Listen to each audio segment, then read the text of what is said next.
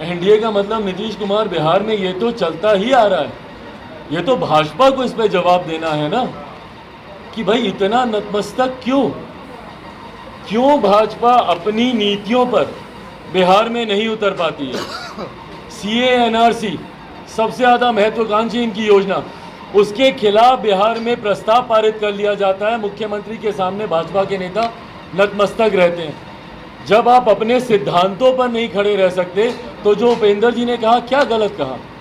आपको जातीय जनगणना पर देश भर में आप अपनी अलग राय रखेंगे, यहाँ पर आप साथ में इनके सहमत हो जाएंगे। विभिन्न और विषयों पर देश भर में भारतीय जनता पार्टी की अलग राय होती है, पर बिहार में आकर भारतीय जनता पार्टी के नेता इनके सामने नतमस्तक हो जाते हैं। भाई सबसे बड़ी बात जिस पर मेरा एतराज़ 2020 विधानसभा के चुनाव में हुआ था, कहा जाता है कि भैया सीटों को लेकर मुझे इशू था। एक तरफ डेफिनेटली यस, भाई मेरी पार्टी के इतने नेताओं ने मेहनत की, सीटों की संख्या मेरे लिए मायने रखती थी। 15 सीटों पर मैं चुनाव लड़ूं, जो पार्टी इससे पहले 150 सीट, 75 सीट, 42 सीट, अब 15 सीट, आप जिस तरीके से सीटों की संख्या गिराई गई वो तो एक एतराज़ का कारण था ही।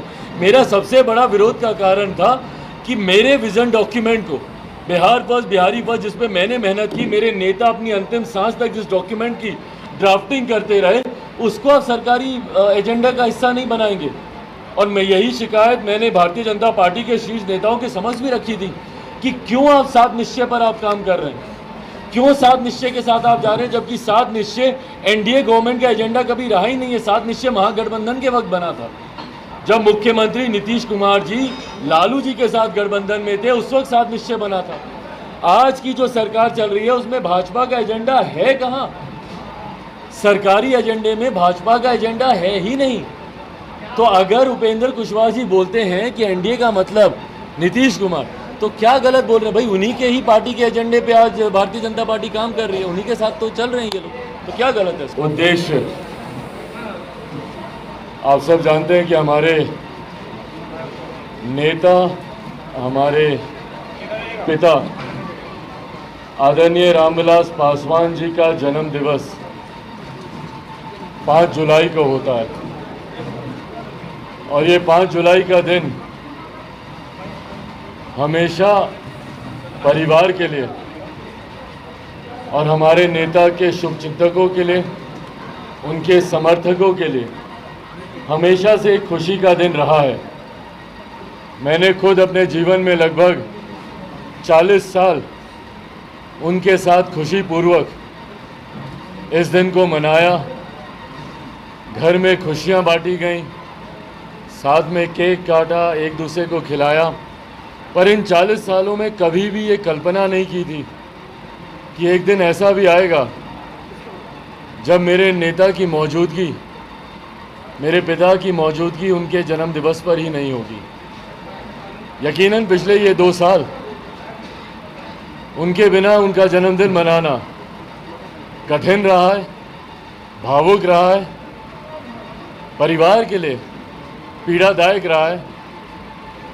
पर फिर भी जयंती दिवस है उनका, और उनके इस जयंती दिवस ने मुझे हमेशा ताकत ही दी है इन 2 सालों का जो मेरा अनुभव रहा है।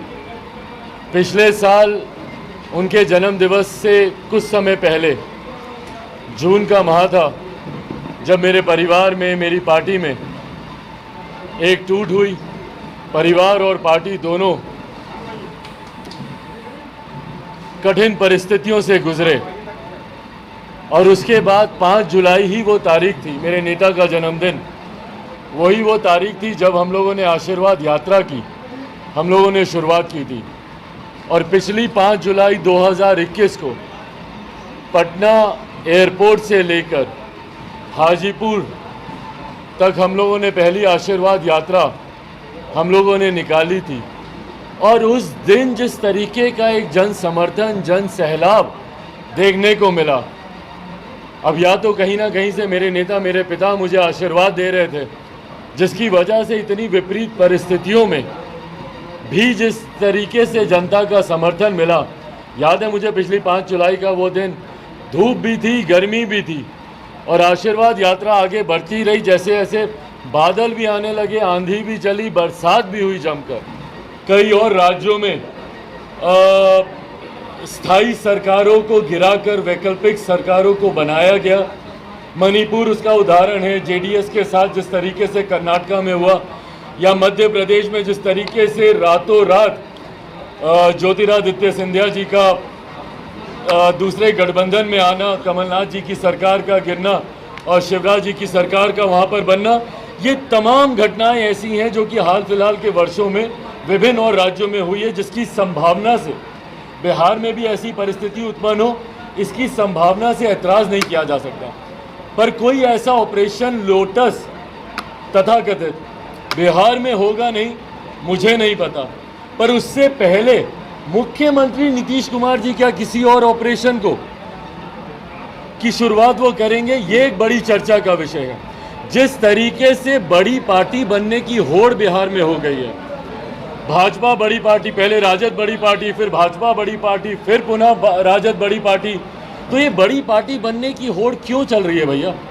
ये बड़ी पार्टी बनने की होड़ इसलिए भी हो सकती है कि जब कोई ऐसी परिस्थिति आती है, जब कोई मौजूदा सरकार गिरती है या उसके खिलाफ अविश्वास प्रस्ताव लाया जाता है, तो ऐसे में राज्यपाल महामहिम संवैधानिक तरीके से सबसे पहले जो सबसे बड़ी पार्टी होती है उसको सरकार बनाने के लिए आमंत्रित करते हैं, उनको बुलाया जाता है। तो ये बड़ी पार्टी बनने की होड़ भाजपा बनना चाहती है कि कोई ऐसी परिस्थिति बने तो भैया हमें बुलाएं सरकार बनाने के लिए। अब राजद ने उसमें पहल ले ली है, तो क्या जब राजद ऐसी कोई पहल करेगी भैया सरकार बनाने के लिए हमें बुलाएं, तो उस वक्त मुख्यमंत्री जी क्या किसी दूसरे ऑपरेशन को अंजाम देंगे? ये तमाम परिस्थितियों की संभावनाओं से इनकार नहीं किया जा सकता। आने वाले समय में, और मैं मानता हूँ राष्ट्रपति उपराष्ट्रपति के चुनाव के बाद संभवतः ऐसी परिस्थितियां बिहार में उत्पन्न होंगी।